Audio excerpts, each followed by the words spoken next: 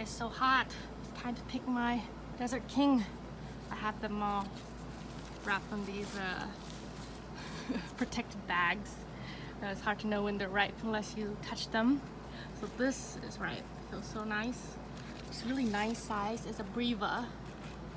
See, these are main. See how small they are. That's breva. So should be nice. This, that means they're ripe.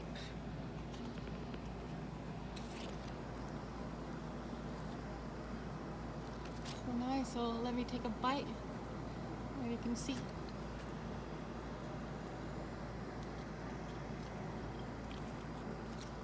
Yum. Could have waited another few days, but I might just forget about it. So let's compare this to the brown turkey. See how they taste.